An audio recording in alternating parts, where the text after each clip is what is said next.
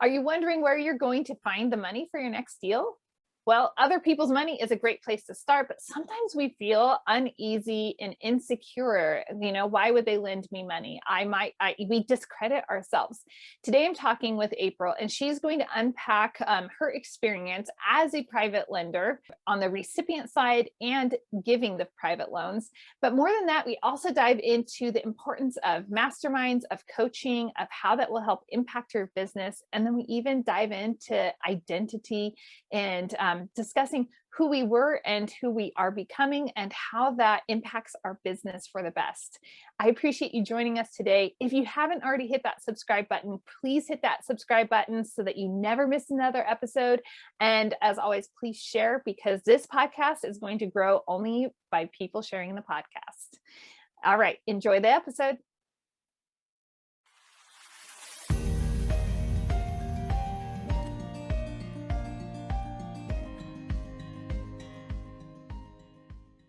Hey guys, welcome back to Ask Me How I Know. I am so grateful to have you here. And today I am joined by a really super fun guest. I've seen April all over social media, and I've heard you, April, on other podcasts. And, that's just how you're like, yeah, I understand. I'm sure you're thinking that. And so, but our guests have not heard you here on Ask Me How I Know. And April Crossley is fantastic and exciting. And I'm just really grateful to have you here. Thank you for having me. I'm excited to be here. Awesome. April, you have this really dynamic background between your past work, and your real estate investing. You kind of have a lot going on. And I would love to hear a little bit more about that.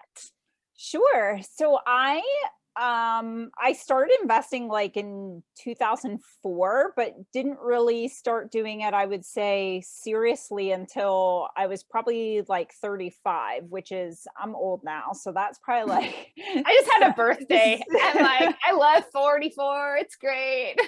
Yeah, I think that was eight years ago. So 8 years ago, when I was 35, I left my full-time career, which I worked in healthcare. So my degree's in biology. So I tell people, don't believe anything, because my degree has nothing to do with real estate or business or anything. I'm more a scientific mind, but my degree's in biology. I worked in healthcare, and I picked up a book and started like flipping houses on the side, like most people do, as like a little side gig. And then your little side gig starts to pay more than your little full-time gig. And you're like, wow, this isn't so bad. Like, I could probably leave my full-time job. And in healthcare, things were just not going in a good direction. Like, it was becoming real about business and not about the patient, not really why I got into it. So I was miserable going to work every day, just like, there were days I would just cry on the way to work. Like, I can't believe this is how you work, like a dog, and it's just crazy. So my husband was like, if you put as much time and energy into learning more about real estate as you do into your healthcare career, you could probably just like do this full time. So if you're unhappy, you should leave. And at that time, I don't want people to think I just kind of like jumped ship and was boom, like working full time. And it was fantastic in real estate. It was like a transition of planning out, okay, I have to flip 3 to 4 houses a year to replace my income in healthcare.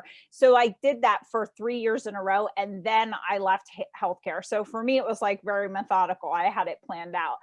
And then since then, I've just kind of like, I have 2 flip businesses. We've been growing both of those. I invest in small multifamily. I discovered private lending because once I left healthcare, other people were coming to me being like, you can roll over your old retirement accounts into a self-directed IRA and private lend. And I was like, that sounds illegal. Like, the first time someone told me that, this whole self-directed IRA thing sounds illegal. Like, what kind of shady world am I getting into? And found out it's perfectly legal and people do it all the time. So I rolled over my old retirement accounts and started private lending. And when we started in real estate, like when we flipped our first house, just like on the side, we did it with a private lender. Like, we partnered up with someone who had money because we didn't have money.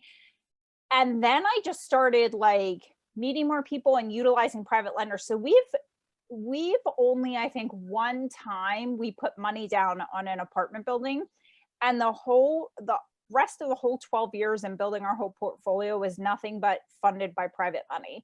So now I'm like super passionate about teaching people how to be private money lenders and raising private money and everything that has to do with private money, because I had nothing when I started in real estate. Like, I was a teenage mom, I was very like in debt, to come to like, flash forward, now I'm 43, about to be 43, and I'm traveling around the United States with my husband in our RV. Like, we sold our house and we're like seeing all these beautiful things, and it's been like a crazy journey. And if I didn't know about private money, it never would have started, because I would have just been like, well, I don't have the money to buy real estate.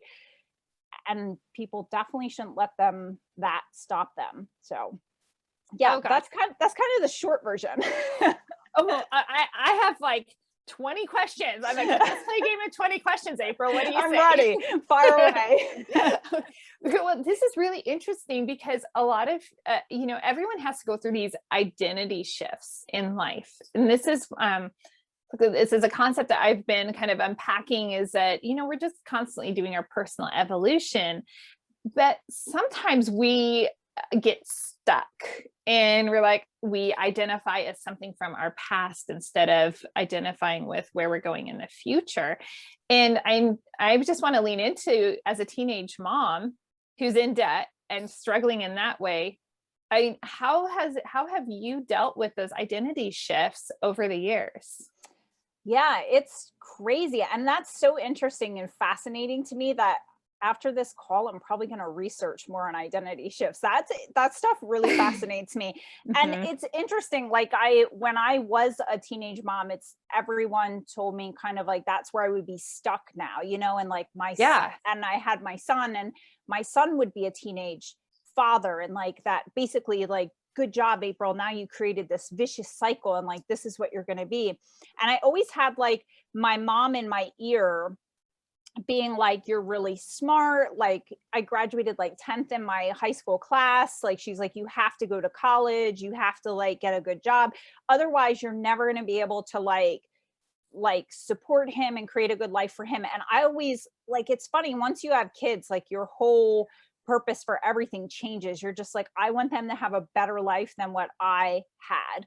So in my mind, I was like, I need to do whatever it takes to make him have a better life. But it's, when you talk about going through transitions about where you're at and who you're going to become, for me, was very lonely. It was very difficult. Like, one minute I'm like sitting in a welfare office applying for food stamps, to going to college. But to go to college and have a son requires sacrifice. So that meant sleeping 4 hours a night. So when I was 20, 21, and my friends were like, let's go out, we're going to go out and do this and do that, that meant the loss of pretty much all of my friends. Because I was like, I can do this, or I can sleep 4 hours so that I can actually get up, go to work, go to school, take care of my son. So you have to like have your priorities in order. So when I started working in healthcare, then I was like, wow, I'm making good money, but I didn't know how to manage money. No one taught me about money. And I was never a big spender, but I didn't understand the concept of growing wealth, having a house, anything like that. When I met my husband, he said to me, when we were dating, you have a really good job and you're renting a house. Why don't you buy a house? And I was like, who does that? Like, who buys houses? Why would I buy a house when I can just rent a house from my landlord? And my husband's explaining to me, well, you're like paying off his mortgage and you could like create your own equity. And I was like, I don't even understand what you're talking about. Like, I was in healthcare. I didn't know what he was talking about. I never even knew how to balance my checkbook. So then just like reading books and learning all that kicked me into this phase of life of like, wow, I can grow wealth. But to do that, I need to sacrifice and put my head down and work really hard. But I had already come from that life because that's how I had to be. I had my son a couple days before I turned 17. So that person is still with me to this day, which it has its good and it has its bad. Like, sometimes I find that I'm very, I can isolate myself. Like, I don't need anybody. I can just keep my head down and work and build my own business.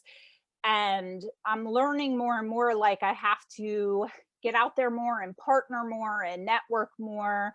And it's okay to work really hard, but you could partner up with the right people and not have to work as hard to scale your business faster. So it's taken me a long time to learn that. I think because I'm so used to just like working hard and being alone on the journey, that now I'm learning it doesn't have to be that way. I don't know if that answered your question or not. That's just so fascinating though, April, to think, because here's the thing, also our identity, you're right. There's a little trail. I'm going to just call it the slug trail, right? Yeah. The biologist in you might be able to tell me what that like opalescent looking stuff that they leave behind is, but like, Yeah.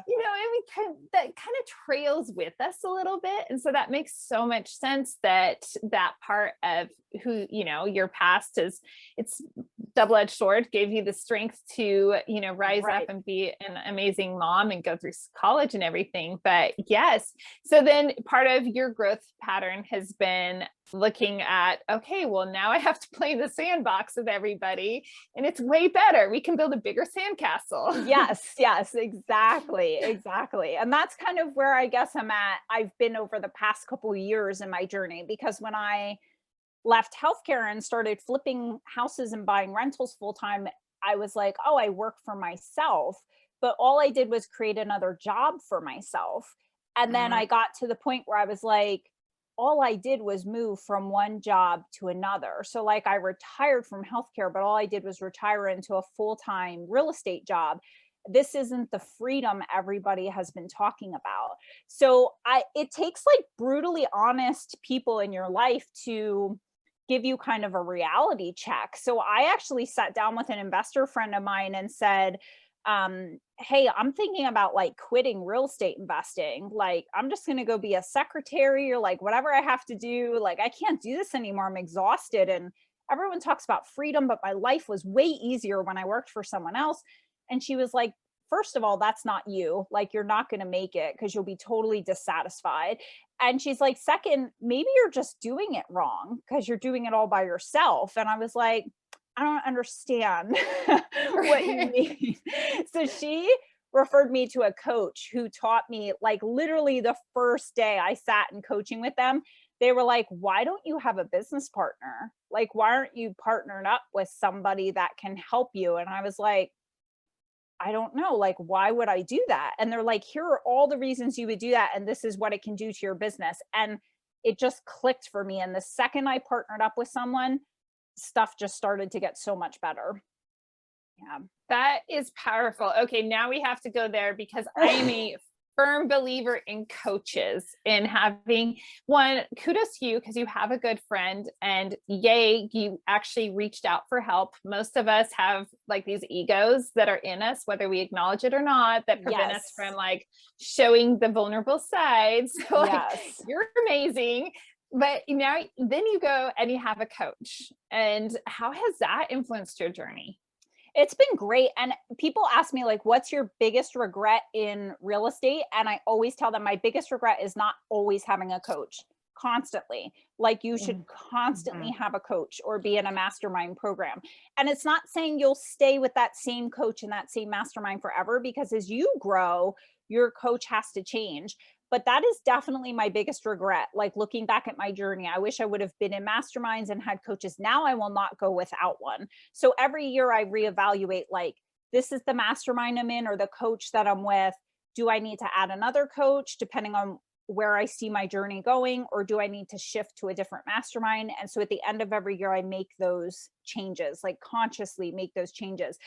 But it changed my business significantly for the better, just being around people that they can see sometimes where you're going before you can even see it. Like, they've been there. Like, I know what you're going through, and they can sometimes see your strengths where you can't see them. Like, I was super focused on my flip business for a long time, and I still am focused on that. But I've had coaches say to me, okay, but you're really good at raising money and you're really good about teaching about private money. So like, why aren't you focusing more there? And if you focus more there, here's how you can use it. And I know this because I've seen it, or I've done it, or someone I know has done it. And it's tremendous. And you know, as well as I know, entrepreneurship is a lonely world. It's a lonely world. So you need to be in groups with people that understand your mind and how it works as an entrepreneur, and also like can understand your business. Yeah, it's just so important. I could say it over and over and over a million times and it wouldn't be enough. Get a coach and keep a coach, like forever, forever. If you there's a big plug ever. Yes. Yeah, if you talk to people who are like I mean, I've met business owners that own huge, phenomenal businesses, and it's like you've reached what I consider like the pinnacle of like, you own thousands of units, or you own like this massive business, or you have all these little businesses and you're doing great and you're making millions or billions. And they're like, yeah, so the other day I was talking to my new coach, or I went to my new mastermind. They are all coached. They're all in mastermind groups, all of them, no matter what level they're at. It's phenomenal. Yeah. I'm completely with you. I took a little break, a little breather in a sense between, and I knew, I'm like, I signed on with my coach for another year. And then I was like, I have no capacity for this in Q1, and I don't have the extra time. And so I actually, like, for 3 months didn't have a coach. Yeah. And we just started back up, and I'm like, just day one, just bam, just like, this is exactly why you like the power of a coach, everything that you're just saying. And you can only go as far as where you have progressed as an individual. Yes. And to have somebody, you know, like you said, that sees you and sees the blueprint inside of you and can just extract it and help you see it. Yes. It's a game changer.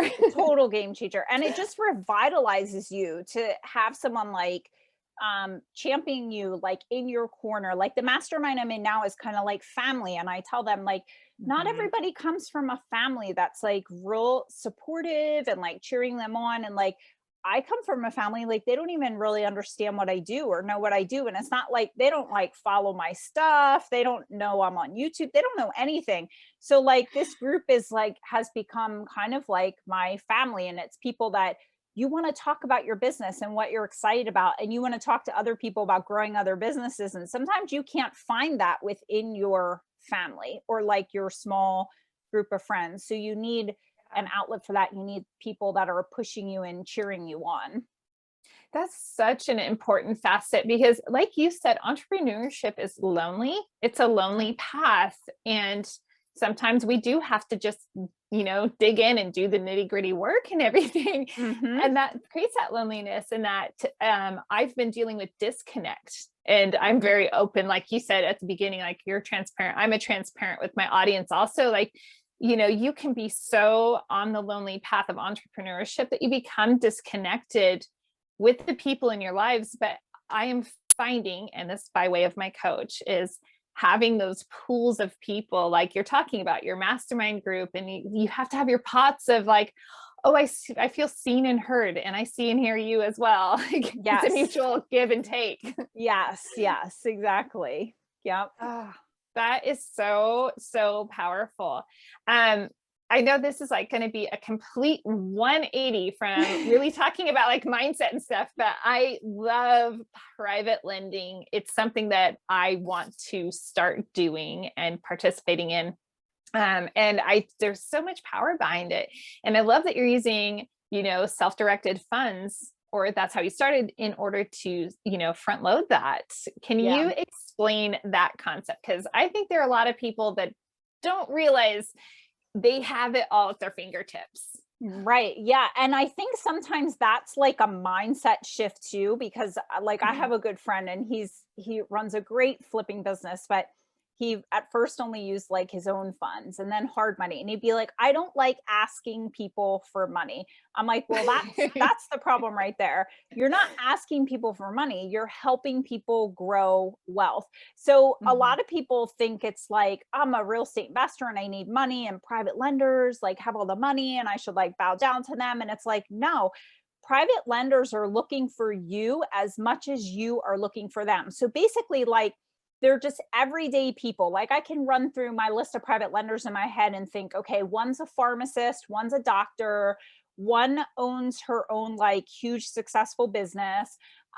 One is an attorney. They all have like jobs or businesses that keep them very busy. Some of them are real estate investors that are like me, and they're like, okay, I can buy another rental property with this money, or I can lend the money out to someone else who's going to do all the marketing, chase the deal, talk to the seller, deal with the tenant, deal with the building.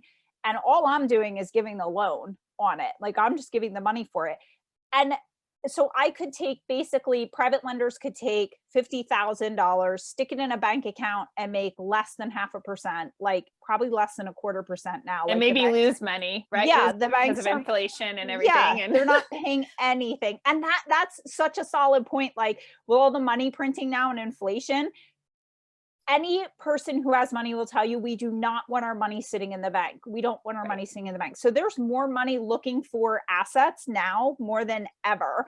So you're helping private lenders. They don't want their money sitting in the bank. They don't want to look for deals. Everyone's like, why wouldn't they just buy their own real estate? I'm like, because they don't have time. Like, they love what they do. My attorney, she loves what she does. Like the business owner, she loves what she does. The pharmacist loves what she does. Like, it's not like they're like, oh, I want to be a real estate investor. They have an interest in real estate, but they have an interest in growing wealth, or they have an interest in tax write-offs.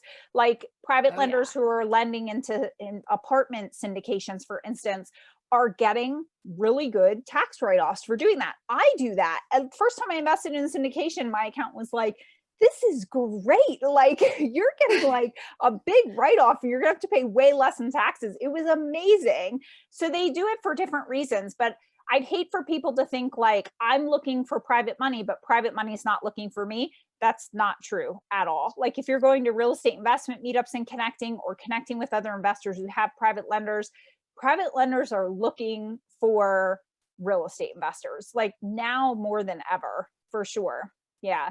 And we grew our whole portfolio that way. Like I never used my own money. I did one time because I had money sitting in the bank. And I'm like, I'm going to put 25% down on an apartment building and get a loan with a bank the traditional way. It was the most horrific process I've ever been through. I'm like, when I close with private money, I can close in a week. When I'm trying to get a loan with a bank, it's taking me 8 weeks to close on this building. This is insane. And the amount of paperwork was so overwhelming. I'm like, I don't know how people do this.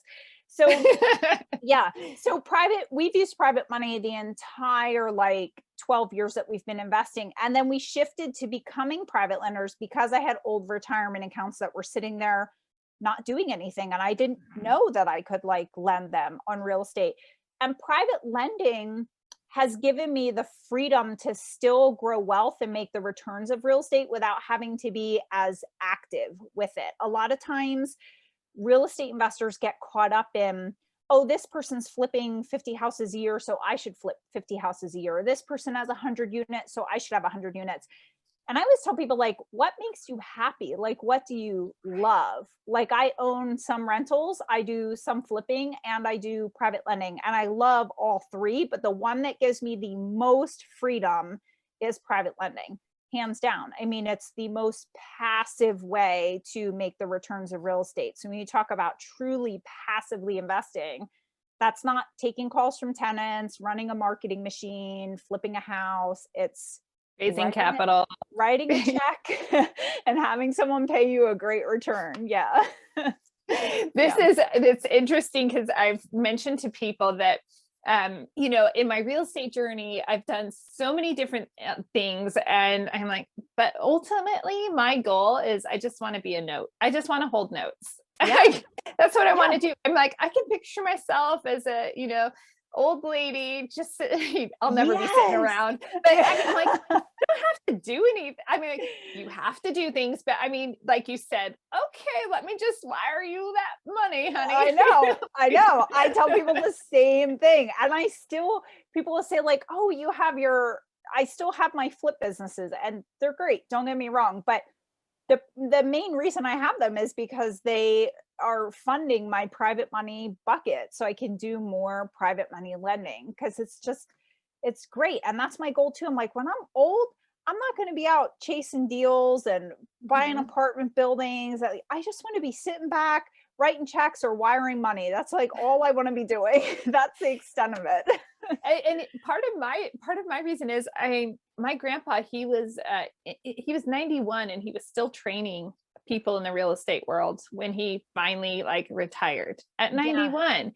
And it's a Wow. matter of he loved what he did. And I'm thinking, I love real estate. I've been around it my entire life. I love real estate. But really, at some point, I probably my energy level might actually Yeah. be a Go little down. less than it is now, and maybe I want to slow down a little bit. So that's where I'm like, note holding. Well, what are some elements? Sometimes people think, oh, private lenders, they'll never want to lend to me. They're just not going to want to lend me money. So what are Yeah. some things, what would you say to that person? What are some of the hurdles that they might, discredit them or credit them? Yeah. So to give you an example, like when I started, I had no experience in real estate. I had no money like in my bank account. I had no idea what I was doing. All I knew was that I had a really good deal.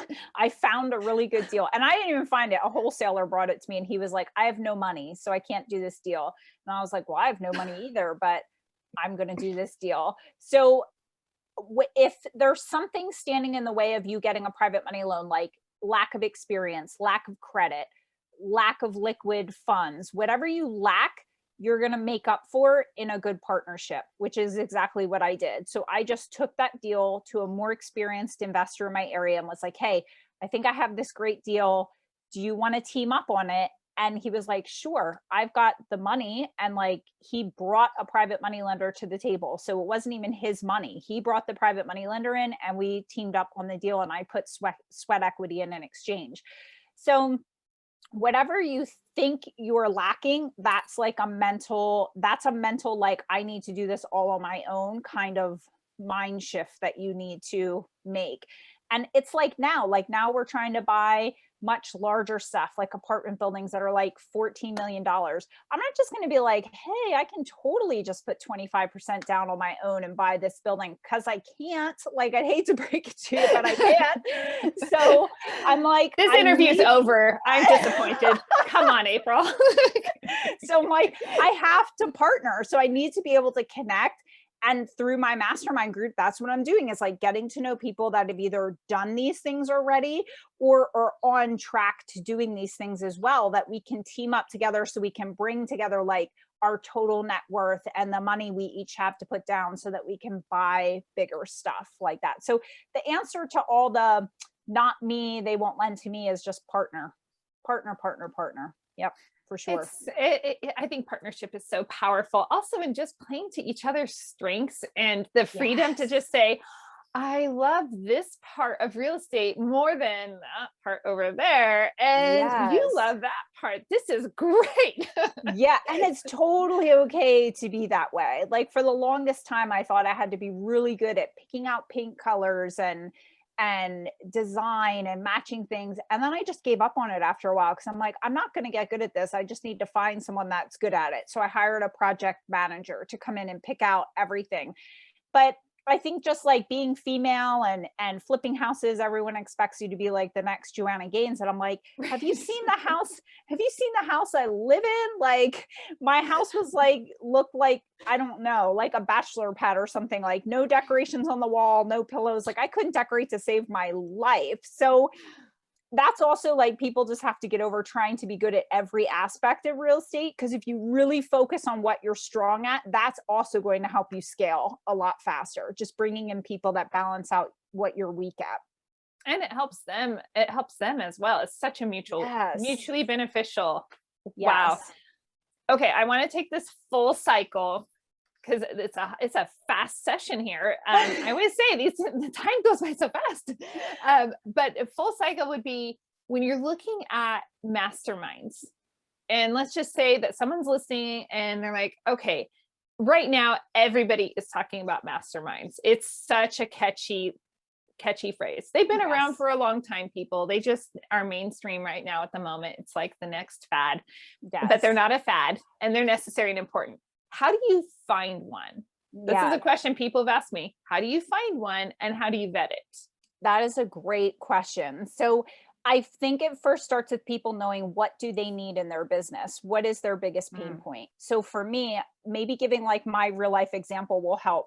So for me, when I sat down with my friend, she was like, "You're working by yourself and you're never going to be able to scale your flip business. So your problem is, how do you scale your flip business?" So here are so I would just start Googling like masterminds for scaling your flip business. And she referred me to one, and two others came up.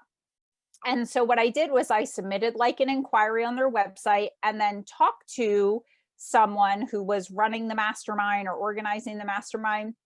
And I honestly feel if you talk to them about what does their mastermind have to offer, how often do you meet, how much support do they give you, it's going to all be individual. Like how much support do you need? How often do you want to meet? mhm.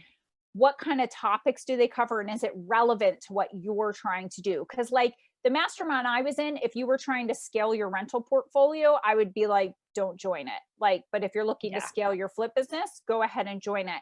And honestly, just by talking with people on the phone, like the one I joined, I talked to them, I was like, wow, their core values align with my core values. Like the guys that run it were like, listen, the people in the group get our personal cell phone number, our personal email. They can call and text anytime.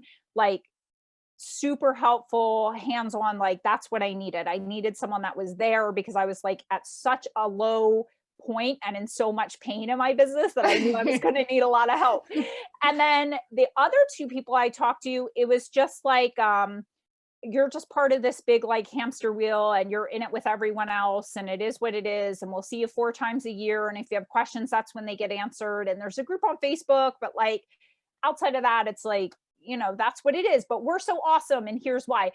The two other people talked a lot about why they were so awesome, and the mastermind group I joined, they talked about why I was at the painful point I was at and how could they help me get out of that painful point. So they were like, Mhm. April, what do you need? Why are you stuck? And here's, you tell me about you first and what sucks about your life right now. And I'm going to tell you how I'm going to get you to the other side. The other two groups literally were just like salesmen that kept like pitching their group. And I was like, you're already not listening to me. So this Mhm. isn't going to work. So I feel like you will know when what you're looking for and your core values align with the person on the other end of the phone, but you want to talk to someone like in person that's running the mastermind for sure. That is incredible. So I run book clubs continually. It did not start out that way. I invite accountability into my life, and sometimes I don't Google it and go and look for things. So I just like, oh, I'm starting a book club. Just join me for this one book. Yeah. Now it's a thing. So we have 2 more weeks left with Story Brand by Don Miller, and that's the concept is, you're the hero. Like you went to this mastermind group and you're like, what do you have to offer? And they made you the hero of the story. And they're like, okay, like, and we're going to guide you. We're going to help you. We're going to Yeah. facilitate this. That's Yeah. so sorry. One of my little like, No, oh, it's connection okay. moments. I That's love great. That's it. Right. But this also goes to show like people need to be seen and heard. And if you're going to join a mastermind in order to grow and develop, then you have to feel I'm safe here, I'm secure here, I am seen, I am heard, and you can help me. Yes. Yeah. Exactly. That is so cool. Okay. I'm just gonna throw it out there because if I were listening to this episode and I know that I'm gonna just, if everybody hears me, they don't always believe me. I'm kidding. From somebody else, how much would you say expect if you want to grow? This is what you should expect to pay if you want to be in a good mastermind. Yeah. We have a price range we want to throw out there. Yeah, sure. I mean, I'm pretty honest, so I can just tell you the price ranges I've seen and what I've paid. So I've seen some that are like $6,000 a year. I'm in one now that's $10,000 a year. One I just left was $20,000 for the year, all the way up to, I mean, it just keeps going up from there. So, Yeah. it honestly, I think it kind of depends. I tell people it's like the best investment you're going to make. So, I mean, I talk about this on my YouTube channel just about like bucketing out your money. So, like when you get paid, I have a certain amount of money, a percentage that goes into what I call like a financial freedom account. and I'm only allowed to reinvest that money. And then I have money that goes into an education account, and I'm only allowed to spend that on education. So I'm like, you have to be setting money aside to spend on your education. So even if you're not ready now to spend like $6,000 or $10,000 or $20,000 a year, start setting aside money so that you can, because it's going to change your life. Like, it's worth it. And the people, most of the people in these masterminds, if you're not getting referred to them and you're interviewing them from a coaching perspective, it's a lot easier for them to just go out and flip their own houses or do their own deals and make money than it is to coach. Like, coaching is very hard, and you sacrifice growing your business to help other people grow their businesses, because you're taking away from your time to help other people grow.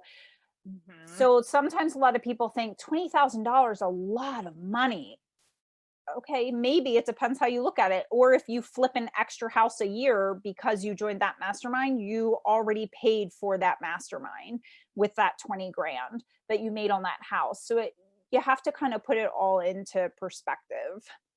I'll take that even another direction also. It's not like tit for tat, like, well, I flipped another house and so I got the coaching, because what you learn through coaching or through being in a mastermind, that accelerates where you can go in the future also. So it's like, okay, I flipped a house and that's covering it for this year. And next year I might flip like 5 extra houses, because now I know all these other people and I'm going to do more. And it's I know that I always try to listen through if I were listening to this, and I'm like, that's it'll grow your business in such powerful ways. I know I dropped a nice chunk last year, and it completely changed my world. And so just once you have that experience where you say, okay, well, that $20,000, that's what do you spend on your college education? What do you spend for universities?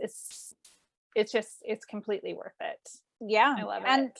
And you sometimes need to learn from multiple coaches, sometimes just one coach, and then reevaluate if they're still good for you at the end of a year. Like, I usually am in 1 or 2 masterminds. And then like a couple of months ago, I took a course because it was interesting. It was like a $3,000 course. It was like a 5-day course. I learned one thing in that course, one thing that totally stood out to me and is going to like exponentially grow my business. And I paid $3,000. I was like, and it's probably going to help me raise like millions in funds to buy larger buildings. I was like, this was amazing. Totally worth it. Like, just from taking one course. So you just never know. You will take away what you want to take away from it. You'll always grow, always. Definitely. I used to like just discredit all of this and think, like, oh, almost like it's snake oil. Like, I can figure it out on my own. It's like, then you get to a point in life where you're like, why do I need to make it so hard on myself? Push easy, girl. Yes. Bingo. Yeah. Yep. Hit the easy button. April, it's been so amazing having you on Ask Me How I Know. I'm wondering, what is the best way for everybody to connect up with you? Yeah. So I have a YouTube channel. It's April Crossley, and people can follow me on Instagram. Same thing, April Crossley. Or if they have questions or need anything, they can certainly email me. The best email to get me at is april@lazygirlrei.com. Because you're so lazy. I love it. I tell people laziness is my genius. I've learned to like outsource everything I'm terrible at, and that has like really helped me grow. So it is so important. Well, April, thanks again. And to all my fantastic listeners out there, thanks for joining us, and go find your freedom. Thanks so much for joining me for another episode of Ask Me How I Know. This episode was brought to you by 3 Keys Investments. They are dedicated to helping people like you, you, my awesome listeners, develop passive income and legacy wealth through multifamily investing. Feel free to check out their website, 3keysinvestments.com, to see if there is an offering that will help your portfolio grow and meet all of your needs. If you haven't already rated, reviewed, subscribed, liked, all of those bells and whistles, I would be absolutely honored if you would do that for Ask Me How I Know. Thanks again, and go make it a great day.